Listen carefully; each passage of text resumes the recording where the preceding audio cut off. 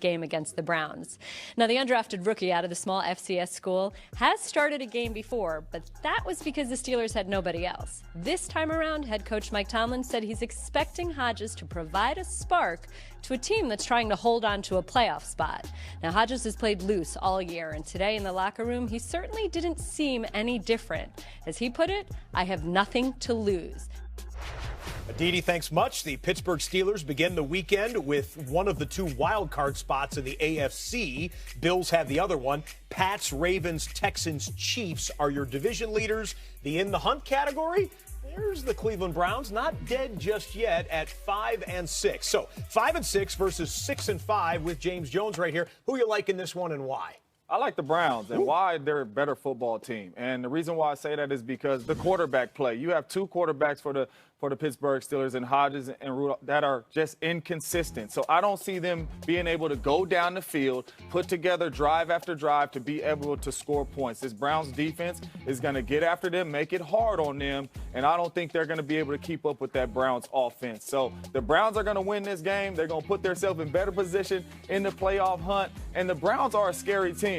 I know last week they played the Dolphins, but confidence is contagious. Yeah. And when you get everybody on your football team rolling, I'm talking about Jarvis Juice Landry, OBJ, Kareem Hunt, Chubb, when you get everybody rolling, confidence is contagious and you feel like you cannot be beat. We snuck in the playoffs in 2010 with the Green Bay Packers, and we started getting hot at the end of the season.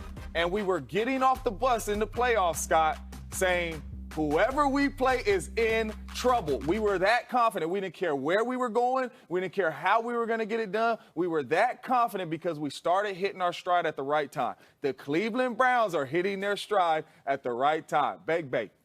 You're saying playoffs for the Cleveland Browns, if I'm listening to you. I'm saying they're getting into playoffs, and when they do get into playoffs, teams are not going to want to play the Brownies when they're confident in Ryan like that. The longest playoff drought in the NFL, active playoff drought, is over. Cleveland Browns, 16 years, Lindsay. Another divisional matchup to look forward to on Sunday, the one featuring the top two teams here. It's a little less sexy after that Raiders loss to the Jets last week, but it's still massively important for the AFC West. If Oakland wins, they move into a tie for first place with the Chiefs, and they wipe out the Chiefs' head-to-head tiebreaker advantage. They got that in week 2 with the win in Oakland. When Brian Baldinger went back and looked at this week to try and figure out how this game might go.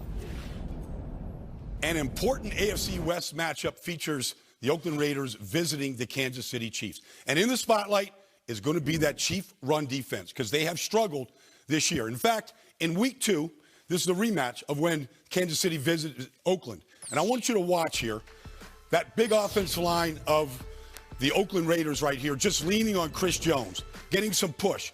Now, these are 6- and 7-yard runs from Josh Jacobs. He had 99 yards and 12 carries in this first matchup. He's going to get more than 12 carries. Here, the linebackers, they over-pursue right here. You've got six defensive players right here on one side of the hash. Josh Jacobs easily sees the cutback lane and puts that power in to the belly of that Chiefs defense for a 7-yard run. Now, there's also issues here of not just getting movement, but they're not getting off of blocks. It's been a problem for most of the year. They're 31st in the league against the run. They're sticking on blocks, they're not disengaging right here, and they're getting pushed.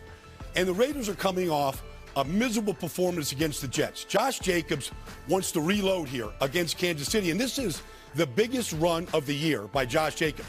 Those 6- and 7-yard runs in the first half went for 51 yards because the Chiefs are still guilty of the same thing. They're stuck on their blocks, and then they're not tackling well. Missed tackles, diving, leaving their feet right here. Josh Jacobs went for 51 yards, his longest run from scrimmage all season long. You can bet that the Raiders are going to try to get back on track with that running game led by Josh Jacobs. And I think that's what the Chiefs are up against this week. And those are a couple plays from this week's playbook.